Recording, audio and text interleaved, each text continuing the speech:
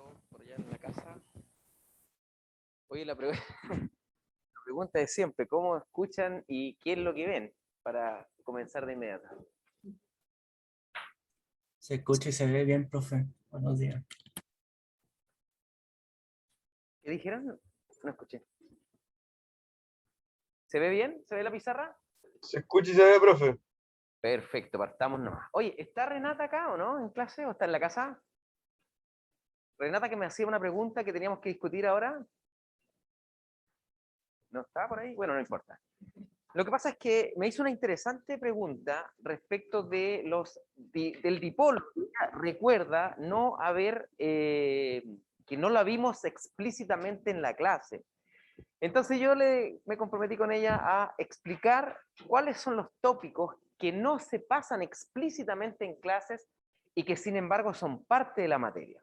Todo esto se origina cuando nuestra universidad pasó de 90 a 70 minutos de clase, ¿ok? Tenemos que dejar algunos tópicos, por supuesto, los más triviales, evidentemente. Nosotros nos encargamos de aquellos tópicos que son más complicados de discutir en clases, ¿ok? Entonces, uno de ellos es justamente el dipolo eléctrico, pero les recuerdo brevemente en qué consiste esta idea, mira, y lo voy a poner en contexto cuando lo dejé de tarea el tópico, mira. Nosotros para llegar al cálculo de la barra hicimos un cálculo previo. Pusimos dos cargas positivas en puntos simétricos respecto del eje Y, ¿verdad? ¿Se recuerdan? Y dijimos que el campo eléctrico en un punto P a lo largo del eje Y tiene solamente componente vertical. Si las dos son positivas, apunta para arriba. Si son ambas negativas, el campo apunta para abajo, pero el cálculo es el mismo. ¿Ok? Hasta ahí quedamos bien. Y aquí viene cómo terminamos esa clase. Yo les dejé una tarea. Cambien una de las cargas, cualquiera, por una carga negativa y repitan el cálculo en el mismo punto y con las mismas distancias. Si hicieron esa tarea, van a llegar a que el campo es horizontal, dependiendo, por supuesto, si la carga positiva me quedó a la izquierda, entonces queda apuntando para la derecha el campo, y si no, a la inversa. Y la tarea era, tienen que profundizar el tema, esto se llama dipolo, ¿ya? Cuando yo tengo una carga positiva separada de otra negativa, pero de la misma magnitud. Por ejemplo, un protón con un electrón. El mejor ejemplo es justamente la molécula de agua, que se polariza, es una molécula polar. Por eso que cristaliza de esta manera tan bonita cuando se forman los cristales de hielo, de una forma tan particular de cristalizar.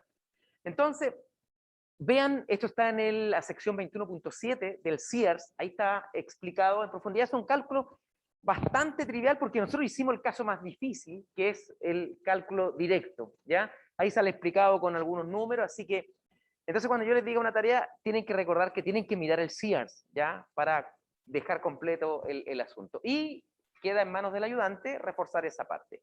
Aún así, si quedan dudas, después de haber visto el libro, de haber discutido con el ayudante, me preguntan a mí y lo volvemos a revisar. ¿Ok?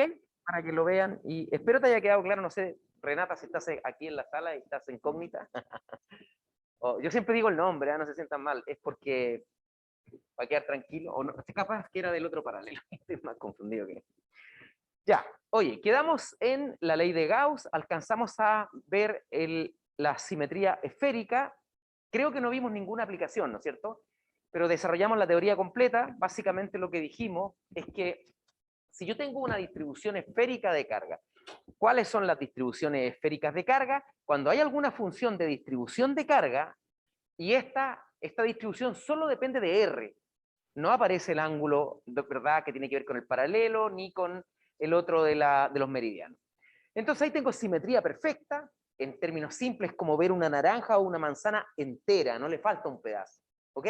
Ahí tengo la simetría, por donde yo la mire, veo exactamente lo mismo. Entonces, estoy en ese caso, el campo eléctrico siempre va a ser igual, en esto que nos quedamos.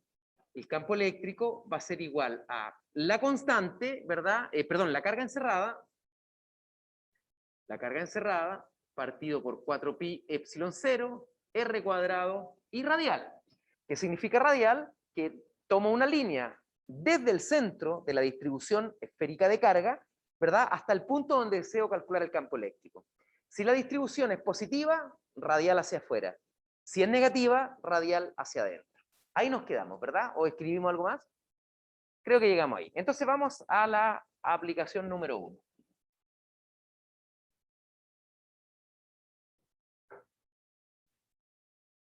Ley de Gauss.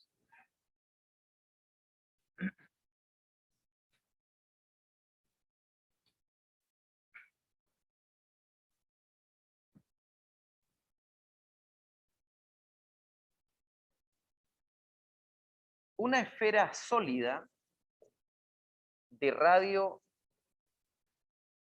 R mayúscula, posee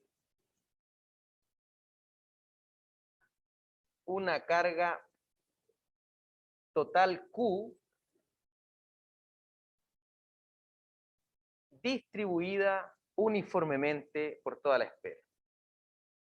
Distribuida uniformemente por toda la esfera.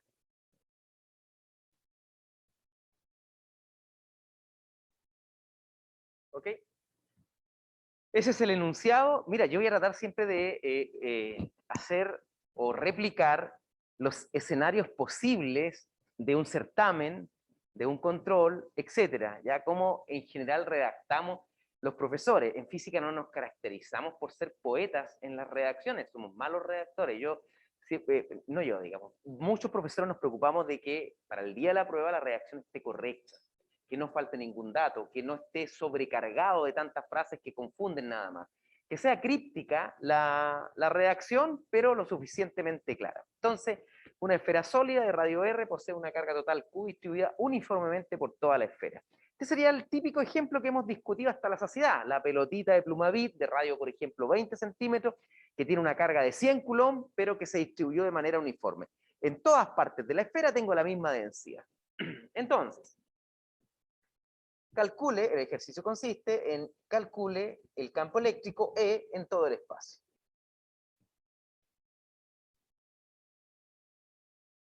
Claro, esto yo no lo redactaría así, pero aparece en todas las pruebas, en todas partes, entonces prefiero prepararlo a ese escenario. ¿Qué significa todo el espacio? Es re simple, ¿eh? Son espacios de interés para calcular, y tengo solamente dos subespacios de todo el espacio. Esto es, al interior de la esfera, el campo eléctrico al interior de la esfera, y el campo eléctrico fuera de la esfera. Esos son los únicos espacios en los que me debo fijar para hacer el cálculo. ¿Estamos de acuerdo? Muy bien. Tenemos entonces el enunciado, así que vamos inmediatamente a la solución. Una cosa importante. Mira, en todos los ejercicios literales, que son la gran mayoría, por no decir todo, yo creo que prácticamente el 100% van a ser literales, tienes que fijar en las letras que aparecen en la redacción del problema, porque corresponden a los datos del problema. ¿Ok? En este caso, datos del problema, el radio de la esfera, R, la carga de la esfera, Q, y cualquier constante universal, epsilon 0, o cualquier otra constante que sea universal, también es como parte de los insumos que son datos del problema. Así que podemos usar variables auxiliares en el desarrollo del problema, en el desarrollo del ejercicio, pero al final debo escribir siempre en función de los datos originales. Vamos a la solución. Entonces, podemos dividir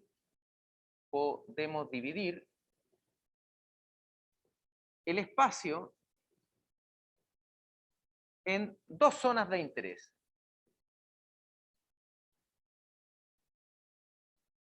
En dos zonas de interés, dos puntos, zona 1. Vamos a trabajar al interior de la esfera. Interior. ¿Ok? Zona 1, interior.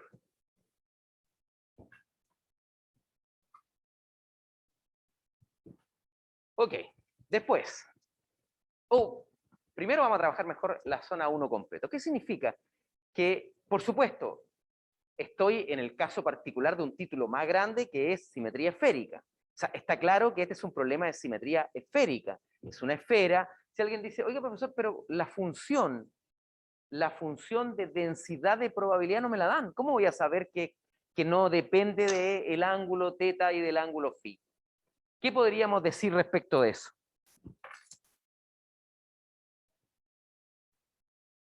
Porque no me dan cuánto vale la densidad. Por ejemplo, si me dijesen, que se lo voy a dejar de tarea yo, que la densidad es una constante cualquiera, C por R al cubo, la densidad de carga al interior de la esfera, ahí específicamente me están diciendo que depende de R y de más nada. No hay ángulo teta, no hay ángulo phi de las coordenadas esféricas. Van siguiendo la idea, ¿verdad? Pero aquí no me dan ninguna densidad, simplemente me dicen que tengo una carga total Q distribuida uniformemente. ¿Qué puedo suponer respecto de ρ? Que es constante. Y si es constante, con mayor razón hay simetría esférica, porque no depende del ángulo, la densidad no depende del ángulo teta ni de phi, pero tampoco depende de R. La densidad es constante en toda la esfera. Entonces, eso es importante, ¿ya? Este lo borro, porque no es el caso. En este caso, ρ constante. Por ende, simetría esférica. ¿Okay? Ocupamos el resultado, aparte, ocupamos el resultado E, carga encerrada, partido por 4pi epsilon 0 r cuadrado radial.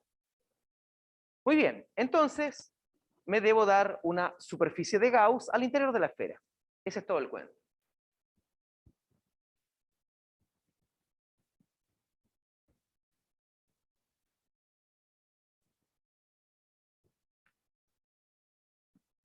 Dijimos que íbamos a tener un código de colores para la superficie de Gauss, que va a ser el rojo para esa superficie. Tenemos R y tenemos la superficie de Gauss, pero con un radio R, por supuesto, menor. Estoy en la zona número 1, al interior de la esfera menor. Y lo único que debo calcular, este R que aparece acá, cuidado, miren, este R que aparece acá corresponde al radio, ¿verdad?, de la superficie gaussiana, de la superficie de Gauss. Entonces, lo único que debo calcular aquí es cuánto vale la carga encerrada. ¿Ok? Entonces, toda la carga que está encerrada por la superficie gaussiana. Y uno dice, a ver, voy a trabajar con la densidad constante. ¿Cómo la puedo calcular?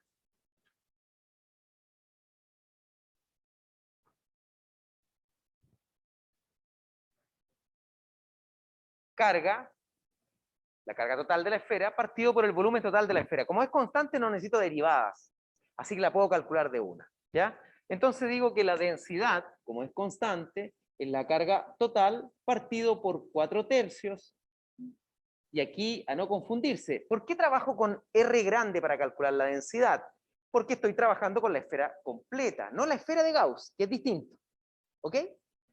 Ya. Y aquí ustedes pueden sacarla, por ahí escuché, con una regla de 3 simple la carga que hay al interior de la superficie de Gauss. Con una regla de 3 simple. Yo les sugiero que empiecen ya a acomodarse a la integral. Porque siempre van a trabajar finalmente con una integral, ¿verdad? En el caso particular de ρ constante es muy trivial y pueden hacerlo con una regla de 3 simple. Pero cuando no es constante, ¿verdad?, no tienen otra alternativa que trabajar con la integral. Entonces, ¿cómo lo hacen? Uno dice, en general, ρ es la derivada de la carga del volumen. Y por ende, la carga es igual a ρ en el volumen. Si yo integro esta ecuación diferencial a ambos lados, el lado izquierdo me queda simplemente la carga y el lado derecho me queda una integral de volumen. ¿Ok? Muy bien, y aquí me sirve a mí para repasar otra cosa súper importante. ¿Cómo escribimos un elemento de volumen en coordenadas esféricas para no calcular 3 integrales? Porque una integral de volumen tiene implícitamente 3 integrales. Una integral en R, una integral en teta y una integral en phi, en cada una de las coordenadas esféricas. Porque si este elemento de volumen fuese un paralelepípedo, tengo una integral en X, tengo una integral en Y y tengo una integral en Z. Entonces, el truco consiste, cuando trabajo con simetría esférica, en trabajar con una sola integral y no con 3. ¿Cómo se logra eso? ¿Cómo se logra eso? Y ahí viene, creo que no sé si lo conversamos con este curso, una película un poco antigua, pero muy buena, ese del monstruo verde, Shrek. Resulta que tenemos que imaginar a la esfera como una cebolla y que vamos a sumar por capas las contribuciones de la carga. ¿Estamos de acuerdo? Fíjate, es decir, vamos a dividir en volúmenes más pequeños la esfera, pero pensando en una cebolla, las capas de cebolla. Entonces, fíjate en lo que va a quedar. Y eso para cualquier problema, con densidad constante o con densidad variable, da lo mismo. Da exactamente lo mismo. ¿Cómo lo hacemos? Aquí tengo una esfera cualquiera, ¿ya? Voy a tomar una capa, no puedo hacerla en 3 dimensiones, así que aquí estamos haciendo un corte. La capa, esta cebolla esférica, ¿verdad? Tiene un espesor, igual que la cebolla, no sé si han cocinado, cuando hacen cebolla a la pluma, lo que sea, se ve la capa, ¿verdad? Con el espesor. Lo interesante es que la capa tiene un cierto radio, R, ¿verdad? Y este espesor que está aquí es un DR. Es muy delgado, para hacer ya ahora el cálculo correctamente, tiene que ser lo suficientemente delgado, ¿ya? Delgado, para hacer el cálculo correcto. Y aquí viene la pregunta, ¿cuánto vale el volumen, o sea, los centímetros cúbicos o metros cúbicos de esa capa de cebolla, que es esférica? ¿Cómo la calcularíamos primero? ¿Bajo qué, de qué manera? ¿Cómo? De R por el perímetro. Casi lo dijiste bien, pero mira, el perímetro es una línea, por lo tanto tiene unidades de metro. El DR es otra línea chiquitita, otro metro. Tendrías metros cuadrados, no te da metros cúbicos. Por el área. ¿Y el área de qué? O superficie, está bien. De la capa de cebolla. Tomo el área, los metros cuadrados de pelota, ¿verdad? Y lo multiplico por el espesor. O sea, en el fondo, ¿verdad? Que la lista, la lista oficial, no se me olvidó la hojita.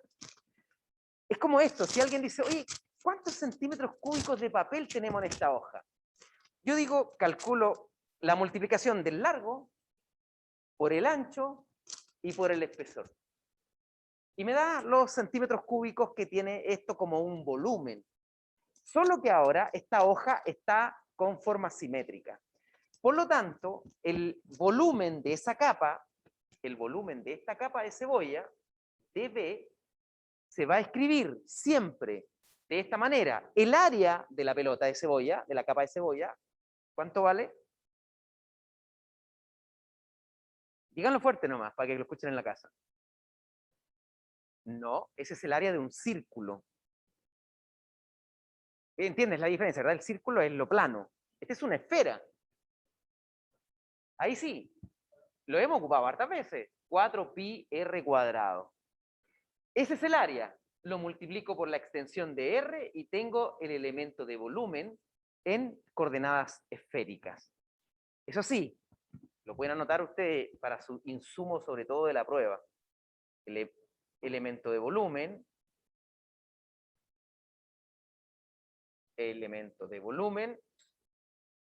en coordenadas esféricas,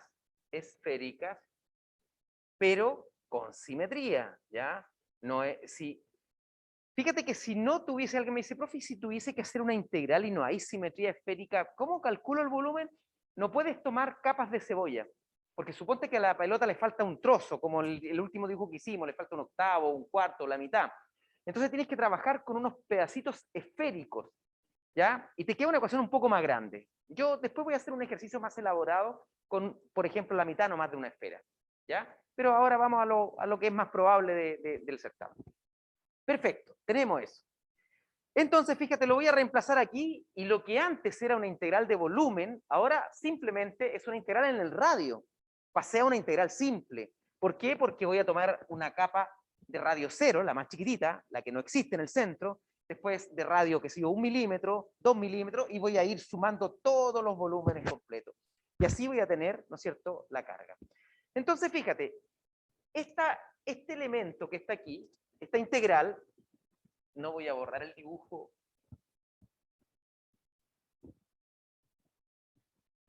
Resulta que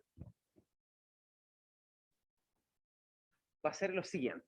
La densidad multiplicado por el dB, que lo acabamos de deducir, la cebollita. Insisto, alguien podría decir, profe, yo podría hacer una regla de 3 simple. Sí, lo puedo hacer, pero aprendan al tiro de una. ¿Por qué? Porque si esta no es constante, en vez de sacarla como lo vamos a hacer ahora, la integro junto con eso. ¿Ok? Y ahora vienen los límites de integración. ¿En qué debo integrar? ¿Cuáles serían los límites? ¿Pero qué R? R pequeño. ¿Y por qué no grande? Y si lo hago de 0 a R grande, ¿qué tendría que darme? Claro, la carga total, ¿verdad? Porque si estoy integrando en la esfera completa, eso quiere decir que voy a calcular la carga completa. No me interesa. Quiero calcular lo que está pintado de rojo. Y por lo tanto, tal como dice tu compañero, integro entre 0 y R. ¿Ok? Bueno, y esta es una integral relativamente sencilla. Este sería, y ahora le pongo, disculpa para los que están en la casa. ¿Están escuchando bien estos chiquillos? ¿Dónde veo el chat?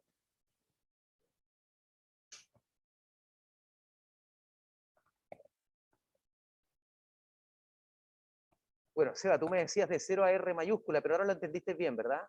Que tiene que ser hasta a R minúscula. Escribían en el chat. Muy bien. Esa es la carga encerrada para este problema en particular e integramos una integral relativamente sencilla. ¿Cómo me va a quedar? Saco todo lo que es constante, la densidad, 4, el factor pi, y adentro simplemente queda r cuadrado de r. Bueno, y afortunadamente siempre van a encontrar integrales relativamente sencillas, polinómicas, más o menos triviales, en este caso r cubo tercio, ¿verdad? Y por lo tanto me queda carga encerrada. Por supuesto, cuando evaluamos, para no escribir tanto, ustedes entienden que cuando yo evalúe r cubo tercio, en 0 se va, pues no me queda nada. Y en R me va a quedar simplemente el resultado. ¿Eso lo ven claramente o lo escribo? No sé, díganme ustedes, pues. No sé qué tan capos son en integrales. Lo escribo mejor porque quedaron mirando otra vez. R cubo tercios evaluado entre 0 y R. Eso es lo que tengo que evaluar. Al hacer la evaluación, puedo sacar el tercio porque es una constante, no pasa nada. Y evalúo R en R, me queda R cubo, menos 0 al cubo. Eso es lo que le estaba diciendo. Me queda simplemente R cubo. Claro, quedó, fíjate, no es otra cosa que la densidad por el volumen de la esfera chica. Por ahí alguien decía la regla de 3, esa es la regla de 3 en el fondo. Pero ahora le sirvió porque sabemos que cuando no tenemos densidad constante, no hay regla de 3, no sirve, que cometen muchos errores. Tengo que integrar. Muy bien. Y alguien va a decir, oiga, profe, pero usted está usando, cuidado ahí, está usando ρ, y ρ no es un dato del problema. Entonces nos devolvemos y ponemos carga encerrada, es ρ, pero ρ era la carga partido por 4 tercios pi r cubo, carga total partido por el volumen de la esfera. Y eso multiplicado por 4 tercios pi por r pequeño. ¿Ok? Aquí hay que tener un poco de cuidado, en verdad, no un poco, muchísimo cuidado, con lo siguiente, mira. 4 tercios pi se va. Y me queda entonces que Q grande sobre R cubo por R cubo. Esa es la carga encerrada. Cuidado, la regla de 3 siempre se satisface bien, pero en volumen. No pueden hacerlo en R, ¿ya? Porque quedó una relación con R cubo. Entonces, en la zona 1, el campo eléctrico lo tengo listo. En la zona 1, el campo eléctrico va a ser la carga encerrada dividido por 4 pi epsilon 0 R cuadrado según R tongo. ¿Ok? Puedo simplificar el R cubo del numerador con el R cuadrado del denominador y el resultado me va a quedar. Veamos, en el numerador sobrevive solamente Q. En el denominador me queda 4pi, epsilon 0, R cubo, y aquí me queda un factor R. Ahí está el resultado para el campo en la zona 1 al interior de la esfera. Primero, ¿quién me podría decir que si supongamos que la esfera es súper grande y que yo puedo caminar o meter un sensor mejor? Voy a meter un sensor en la bolita de Plumavit y ya sabemos que el campo solamente depende de la distancia al origen. Así que en cualquier parte donde yo pinche, si yo quiero, por ejemplo, supongamos que el radio sea de 1 metro, radio 1 metro de esta esfera grandota de Plumavit cargada. Y yo estoy metiendo un sensor y me pongo a 25 centímetros del centro. No importa con qué ángulo, ¿verdad? Siempre que esté a 25 centímetros del centro, el campo me va a dar lo mismo, ¿verdad? Me cambia ahora a, en vez de 25 centímetros, 50 centímetros. Ese nuevo campo que acabo de medir con el sensor, ¿es más grande o más pequeño que el de 25 centímetros?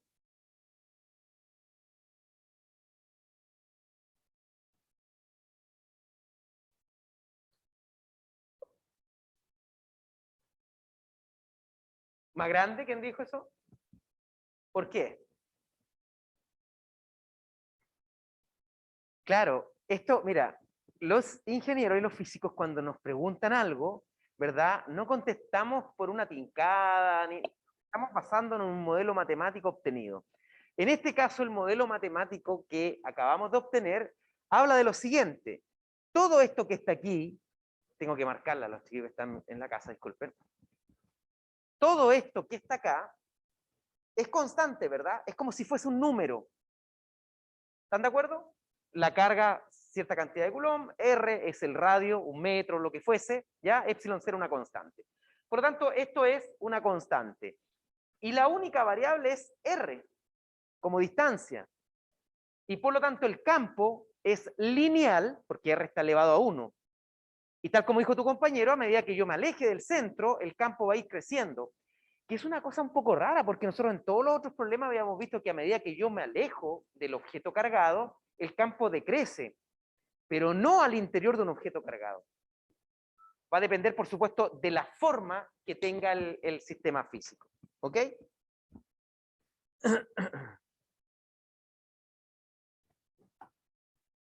Perfecto.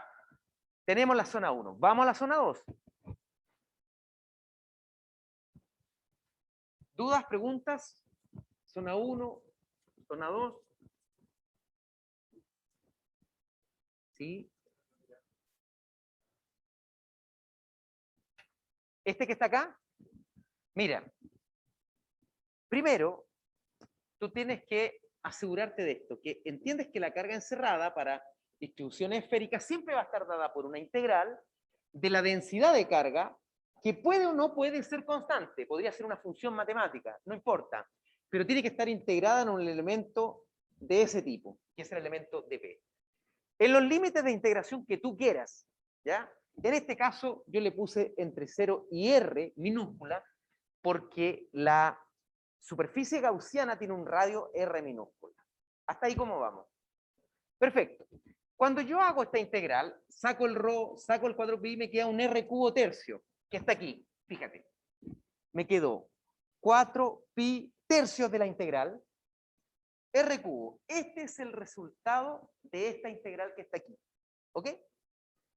Y este que está aquí es ρ, que lo habíamos calculado previamente. ¿Cómo lo calculamos? Dijimos, para una esfera de radio R mayúscula, para un ρ constante, lo único que debo hacer es tomar la carga total de la esfera y dividirla por el volumen total de la esfera. Aquí está, carga total, volumen total. ¿Estás de acuerdo? Ya, y lo demás es aritmética. 4pi, bla, bla, bla, y llegamos a eso. Tengo la carga encerrada, la reemplazo. ¿En qué ecuación? En la ecuación que escribimos al inicio de esta clase. Para cualquier distribución con simetría esférica, el campo siempre es el mismo. Carga encerrada partido por 4pi epsilon 0 R cuadrado. ¿Ok? Vamos ahora a la zona 2. Fíjate que cuando definan la zona en una prueba, siempre tienen que definirla con menores y mayores estrictos. No trabajen en la interfaz, porque después al final del problema tienen que evaluar la interfaz. ¿Ok? ¿Qué pasa con la convergencia del campo? Entonces, zona 2, R mayor que el radio, exterior, estamos en el exterior de la esfera. Entonces tengo mi esfera, la voy a dibujar un poquito más chica ahora, ya no tiene sentido hacerla tan grande. R.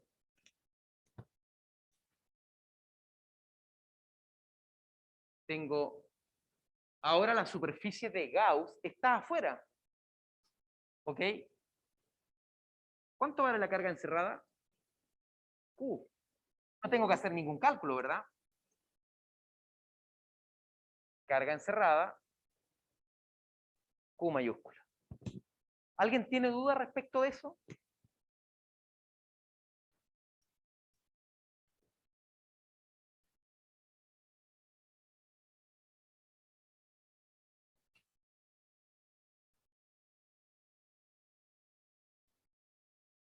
Oye, ¿cuántos alumnos somos en el curso? ¿Alguien sabe eso? Ok.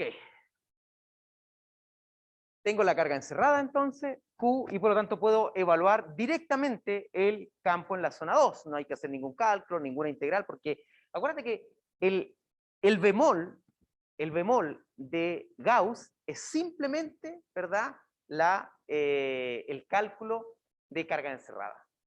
¿Ok? Vamos entonces a el resultado final. Con esto terminamos y voy a hacer ya una aplicación un poquito más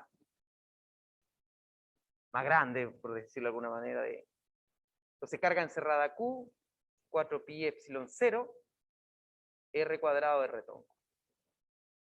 ¿Esto a qué correspondería, ese campo? A una carga puntual. Pero cuidado, no estoy lejos de la esfera, yo podría estar inmediatamente cerca, por ejemplo, si el radio es 1 metro, yo podría estar a 1 centímetro, es decir, a 1.01 metros del centro, y se ve igual como una carga puntual. Entonces este resultado me sirve para lo siguiente. Cualquier objeto que tenga cualquier simetría, cualquier forma, una barra, siempre que sea finito, lo hemos conversado muchas veces, en la pantalla de ese computador, una mesa, una silla, un ser humano cargado, lo que fuese, de lejos, de muy lejos, se ve como una carga puntual. Pero las esferas con simetría de carga siempre se ven como una carga puntual mientras esté fuera de ella. ¿Estamos de acuerdo?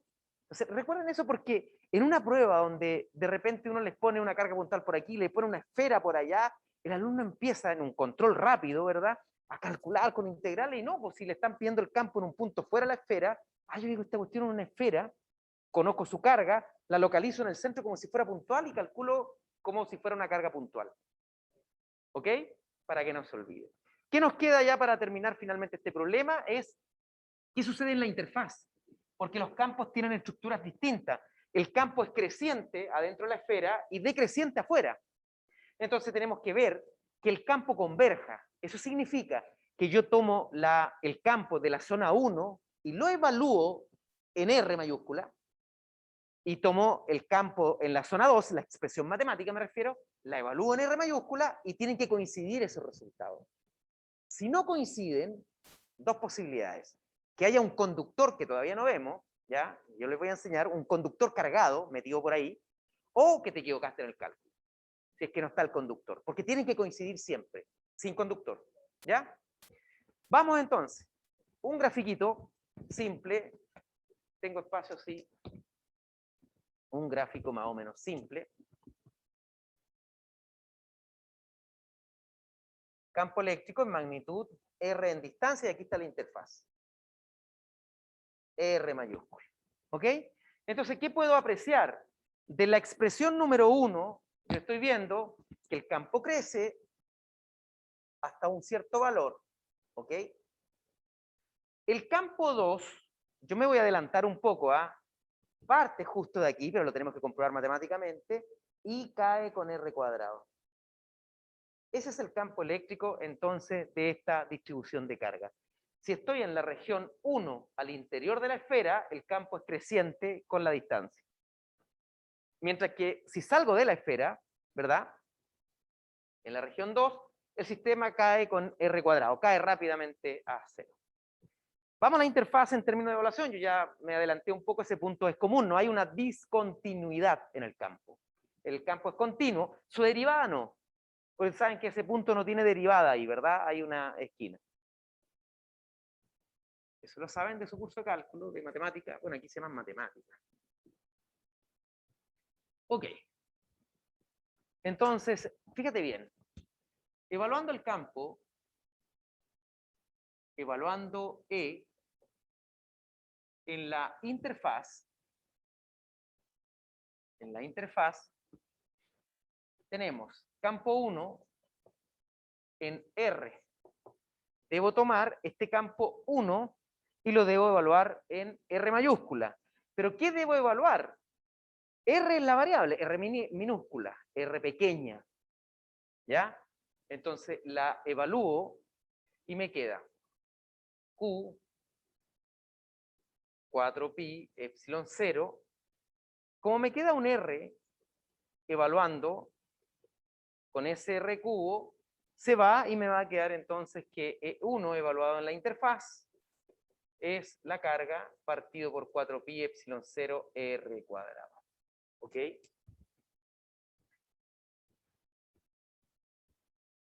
Y finalmente, E2 en R, este es más fácil porque pongo directamente aquí, ¿no es cierto? El R cuadrado y convergen exactamente al mismo valor. Eso siempre tienen que chequearlo de una manera rápida, aunque no se lo pidan. Si no se lo piden en una prueba, igual lo hacen ustedes para poder chequear que eso está de manera correcta, su resultado. ¿Ya?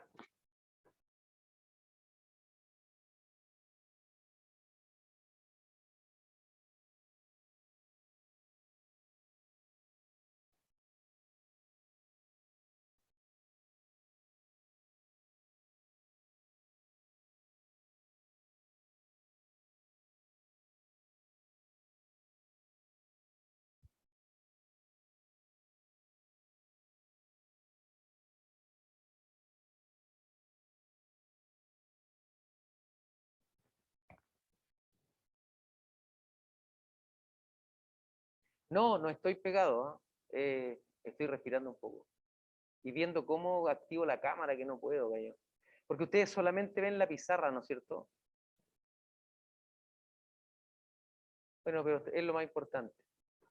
Fíjate que mientras copian, cuando yo hice la capacitación de las salas híbridas el año pasado, justamente hice hincapié no en mi persona, sino que en los profesores de la área científica, es decir, los profes que hacen matemática, física. No solamente se requiere la pizarra, porque nosotros generalmente enfatizamos con nuestra mano, remarcando. O sea, hay una clase que es la pizarra, lo que estamos hablando y los gestos corporales que hacemos para enfatizar o no enfatizar, negar, etc. O sea, entienden lo que digo, ¿verdad? La clase es un todo. Y lamento mucho que estos chiquillos que están en la casa en este minuto, ¿verdad? Solamente se están quedando con una fracción de aquella clase. Porque bastaba con poner una cámara distinta, mirando un poco nomás la pizarra para que el profe saliese, ¿verdad? No esa cámara tan chiquitita porque tampoco se ve mucho, y se resolvía el problema. No se pudo porque la universidad compró un paquete completo cerrado. Y esa es la tecnología que tenemos. Igual ganamos bastante porque esta pizarra es mucho mejor que cualquier otro tipo de... O sea, yo encuentro que para los alumnos que están aquí en clase, esta clase es filete porque están viendo aquí en pantalla gigante, ven en primera persona al profe. Pero bueno, ánimo nomás, chiquillos, los que están en la casa, y ojalá que entiendan toda la materia. Vamos a la aplicación número 2. Ahora vamos a subir el grado de dificultad, nos vamos a poner, pero vamos a ir un poco más rápido, porque toda la discusión fenomenológica ya la hicimos con este ejemplo, que es más simple en lo matemático. ¿Ya? Entonces, vamos a algo un poquito más ya de certamen, ¿eh? Es como cuando ya la fiesta se puso buena. Entonces, aplicación 2.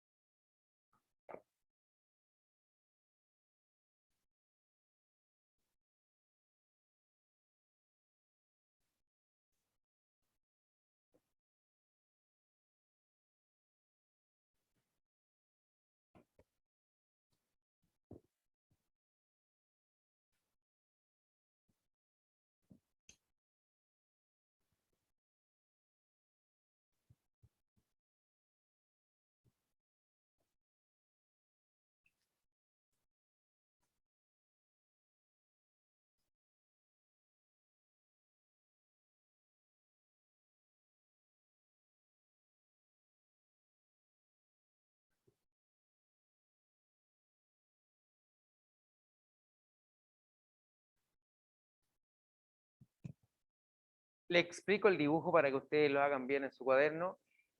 Tengo un casquete esférico que está pintado de azul en la pizarra, ¿ya?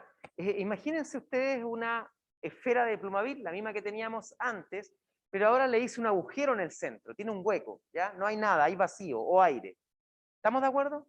Entonces los radios, el radio interno, R1 mayúscula, un dato del problema, y R externo sería el R2.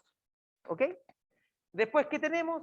Justo en el centro, además, para complicar más las cosas, puse una carga puntual. Puntual de magnitud menos 3Q. Ese puntito que pinté de negro, yo lo voy a exagerar, pero es una carga puntual, justo en el centro, pero para que no lo pasen por alto. ¿Ok? El casquete, ese pintado de azul, está con una carga total de más 5Q, pero no se distribuye de manera uniforme. Se distribuye de manera simétrica, en términos esféricos, pero dado por esta función, alfa r cuadrado, donde alfa es constante. Alfa, constante positiva además, ¿ya? Es una constante positiva. ¿Ok?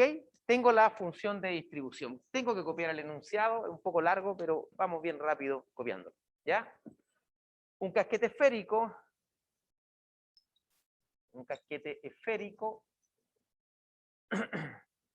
de radios, y aquí cortamos un poco la reacción, ponemos R1 y R2 nomás, sabemos cuál es el interno y el externo. Contiene una coma, contiene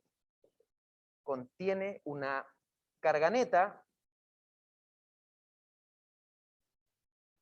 más 5Q distribuida según función asterisco. Esta es la función asterisco. ¿Ok? Me dan la función de distribución de cómo está la carga distribuida. ¿Ok?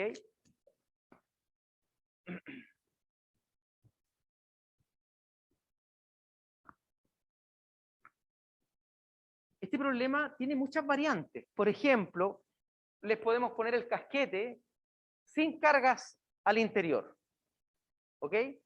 En cuyo caso siempre el campo en esa zona va a ser cero porque no va a haber carga encerrada. ¿Ok?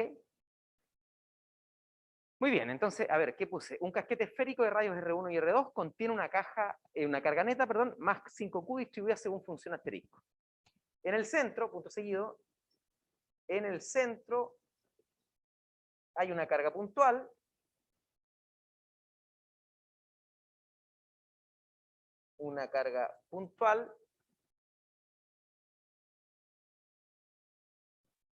menos 3Q. Lo de siempre, calcule en todo el espacio.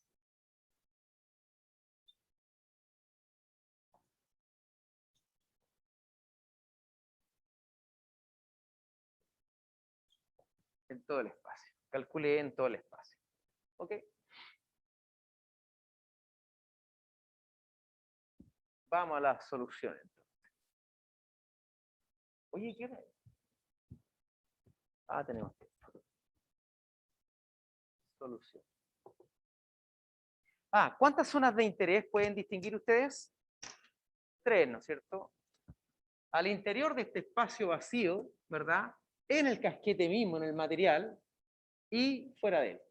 3 zonas de interés y por lo tanto tengo que calcular 3 campos. ¿Ok?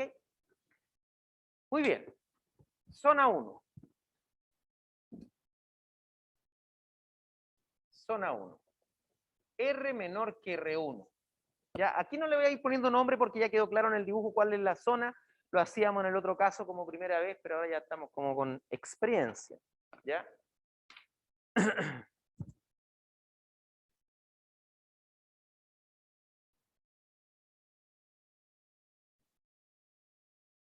Después, acuérdate que siempre debo calcular la carga encerrada. Entonces, voy a dibujar sin tanta información esta parte simplemente por la necesidad de dibujar la superficie gaussiana en la zona de interés, que en este caso es la zona 1. Entonces, ¿qué pongo? Zona 1. Ahí está mi superficie de Gauss. Acuérdate que siempre la superficie de Gauss tiene un radio R variable. Si alguien dice, oiga, profe, ¿por qué siempre que pone la superficie de Gauss lo hace con un R variable, una R pequeñito? Porque en verdad tú lo que quieres calcular es el campo eléctrico en cualquier punto de la zona 1. En cualquier punto de la zona 1. Eso implica que desde R igual inmediatamente después de la carga, porque no puedo evaluar en cero, se me diverge el campo, tengo una carga, pero 1 milímetro más acá, 2 milímetros, 2 centímetros, 10 centímetros, lo que fuese. Por eso tiene que ser variable para que el campo me quede variable. ¿Estamos de acuerdo?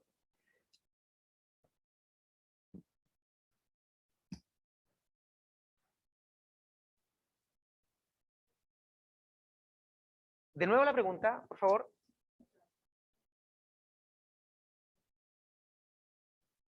Muy buena pregunta. Me preguntan, chiquillos, acá en la clase, si cada zona de interés va a tener su propia superficie de Gauss. Absolutamente cierto, es correcto. Te fijaste que en los otros dos casos, ¿verdad? Yo puse la superficie de Gauss adentro de la esfera, zona 1, y después pusimos una superficie de Gauss rodeando a la esfera. Y por eso es que hay que escribir esto, zona 1, etcétera, bien ordenadito, para saber en qué zona estoy. ¿Por qué? Porque esto te sirve para ordenarte. De dentro de esa zona roja, tú te tienes que fijar solamente lo que hay en términos de carga. Si hay una infinidad de cuestiones raras fuera de ella, no me interesa. No me interesa, no las tomo en cuenta para nada.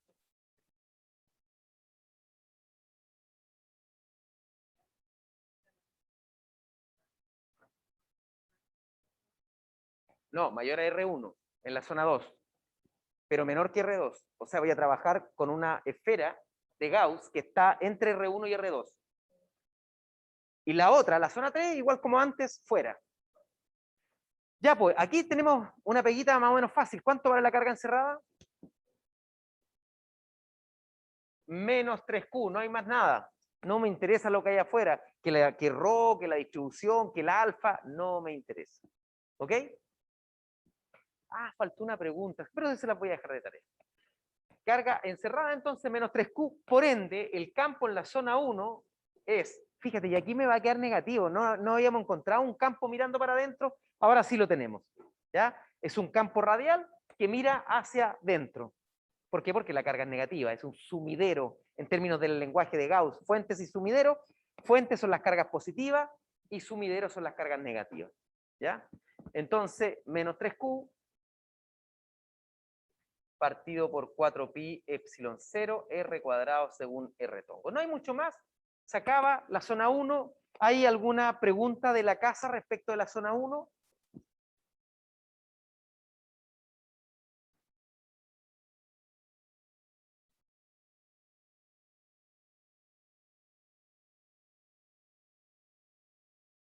¿Sí? Es que mira, esto es... Ahora viene la respuesta porque nadie me había hecho esa pregunta. ¿Cómo Gauss se logró dar cuenta que el campo solo tenía que ver con la carga que hay al interior de la superficie de Gauss?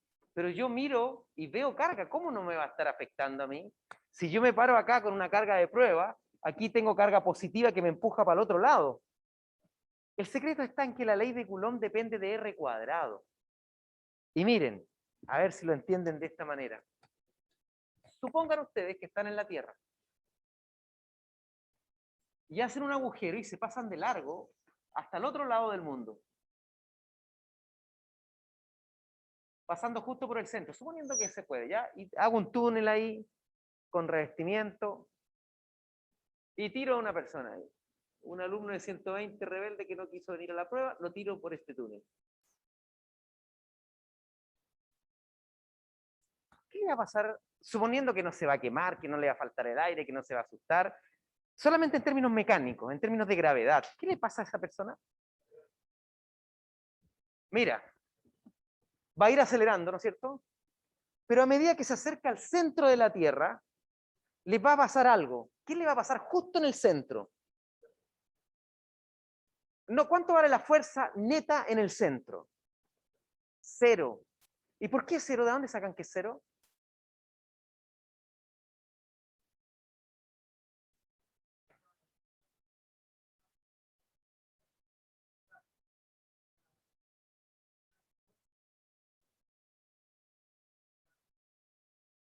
¿Ya?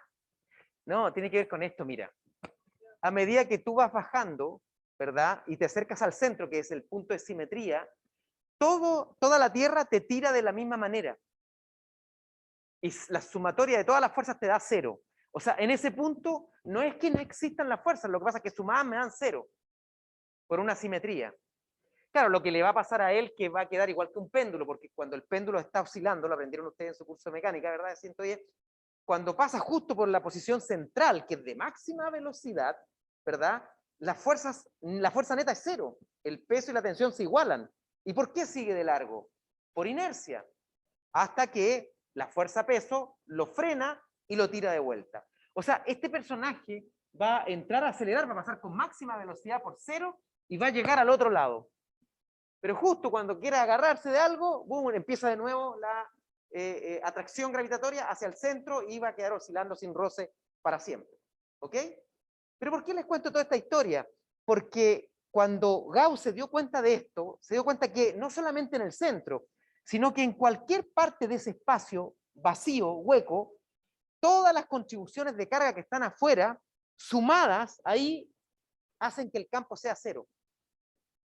Porque alguien va a decir, profesor, pero ¿cómo puedo compensar? Para los que están en la casa, voy a rayar aquí en la figura original. Estoy en un punto aquí, estoy más cerca del casquete, me tira con más fuerza, así que yo soy una carga positiva para acá. Y usted resulta que me está diciendo que los que tiran para allá se igualan. Pero hay más material a este lado, ¿verdad? Lo logran entender, ¿verdad? O sea, este tira con más fuerza, pero es menos. Y por lo tanto, ese es un teorema matemático muy lindo que tiene que ver solo porque la ley de Coulomb depende de R cuadrado, lo mismo que la gravedad. Eso de que G vale 10 y que es constante es una falacia, porque en estricto rigor la fuerza de gravedad depende de R cuadrado, igual como la ley de Coulomb. Y por eso que al interior me debo fijar solamente en lo que tengo adentro de la superficie de Gauss y no lo de afuera. ¿Ok? Vamos a la zona 2, que esta se pone interesante, porque la densidad, ustedes me la dictan porque yo la voy a borrar acá.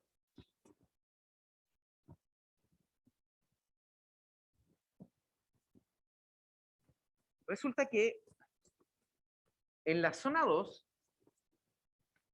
voy a tener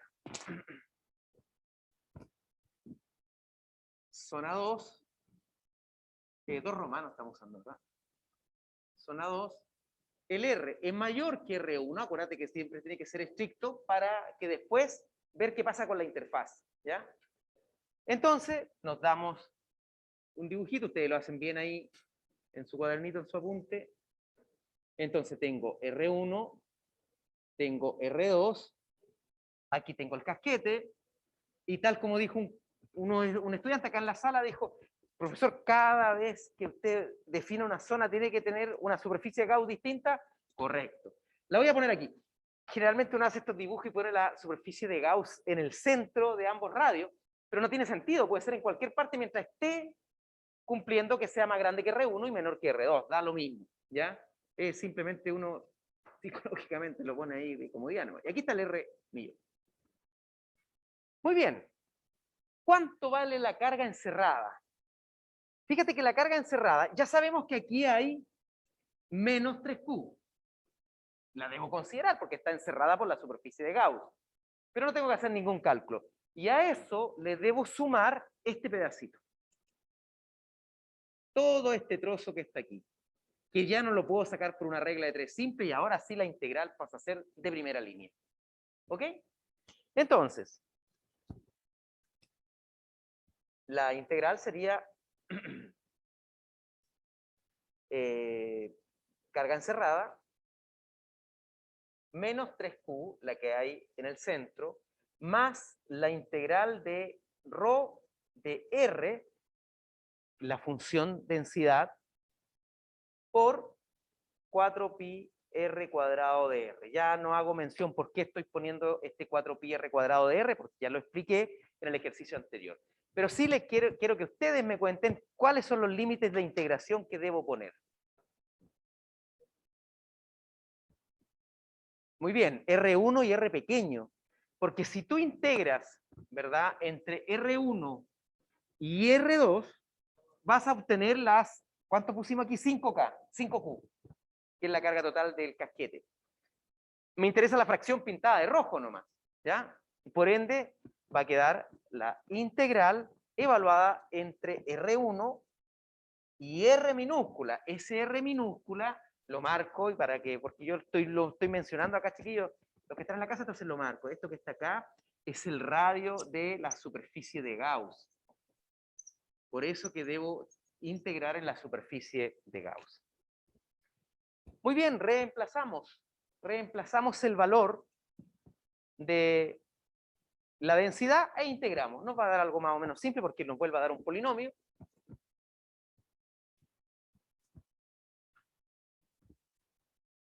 Nos vuelve a dar un polinomio. Esto es carga encerrada menos 3Q más integral entre R1 y R. Era alfa R cuadrado, me parece, ¿verdad? Alfa R cuadrado, 4pi R cuadrado de R. Entonces esto me va a quedar menos 3Q más integral. Saquemos todo lo que es constante. Nos dicen explícitamente que alfa es constante. 4pi también lo es. 4pi alfa integral, digo, R a la cuarta de R. Integramos R a la quinta entre R1 y R. ¿Ok?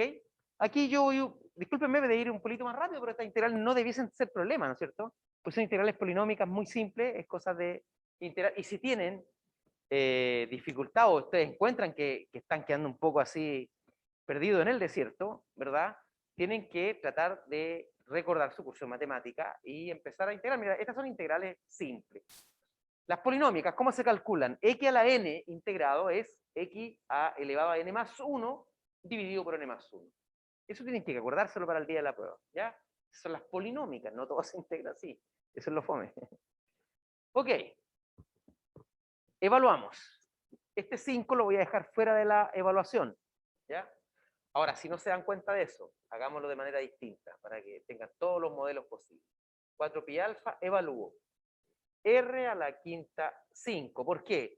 R es la variable de integración. R es como si fuese el X, este que está aquí. ¿Ok? Y lo estoy evaluando en R, el mismo. Me queda lo mismo. Le resto R1, ahora estoy hablando en elevado a 5 partido por 5. Ahí tengo la carga encerrada. ¿Ok? Ahí tengo la carga encerrada. Luego el campo, en la zona 2,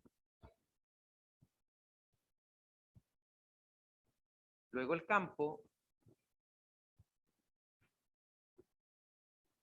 en la zona 2,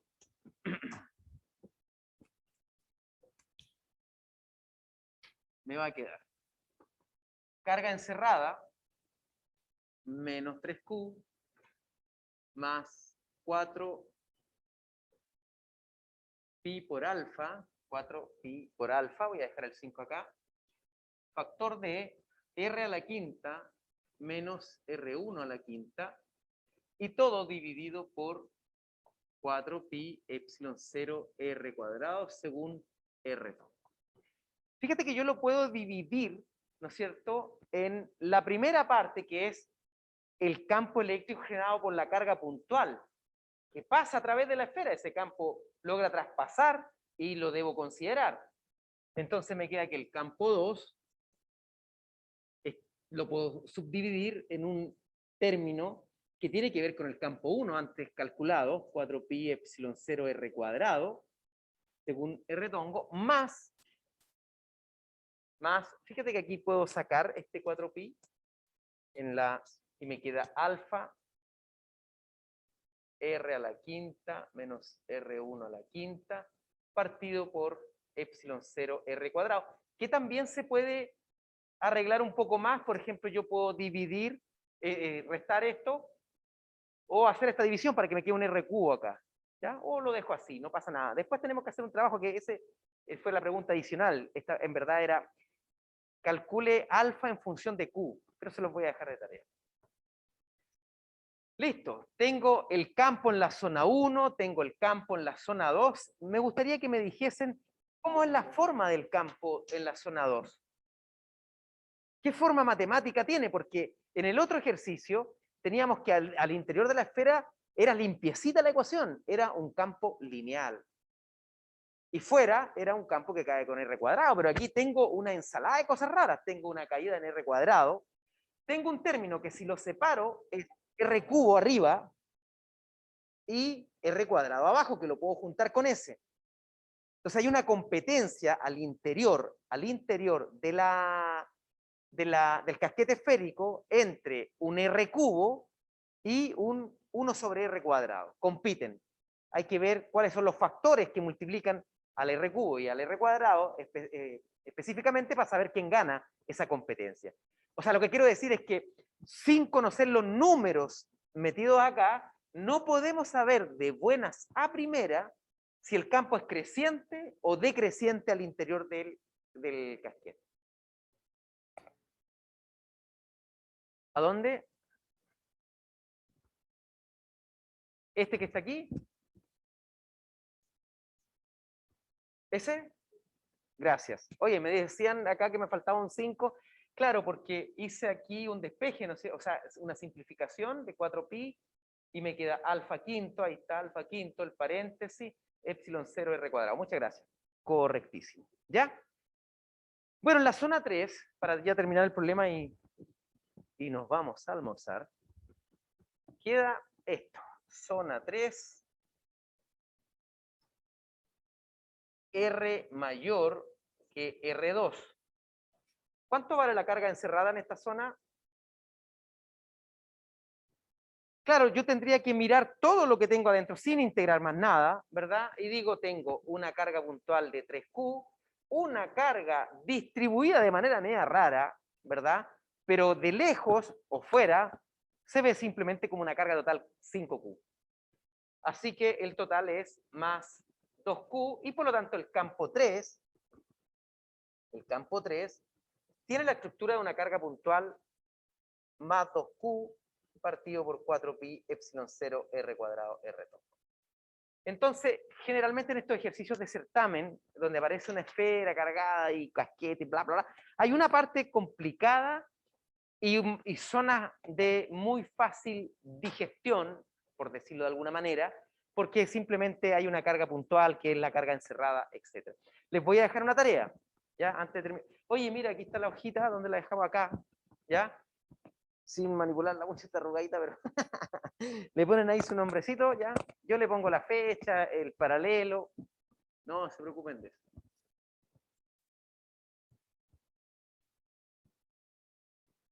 Entonces, tarea. 1. Obtenga una expresión para la constante alfa en función de Q. En función de Q. Hecho eso, 2, reemplace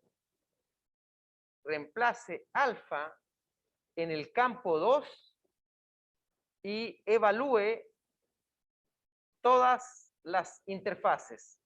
Todas las interfaces. ¿Ok? Miren, si alguien lo hace, yo le agradecería que hiciera un borrador bonito, lo escribe en látex o en algo bonito, me lo puede mandar por correo y yo lo publico en nuestra página para que los demás lo puedan ver. Y es, por supuesto, con los créditos del alumno, ¿ya? De que fue fulano, para que se haga un poco famoso si quiere, o que todos lo miren así con un poco más de admiración. Pero la idea es que todos intenten hacer la tarea, pero que quede algo más o menos. Yo lo reviso y si está bien, por supuesto lo publico, porque si está mal no lo voy a publicar. ¿Cómo un collage? Ah, si hay más de uno.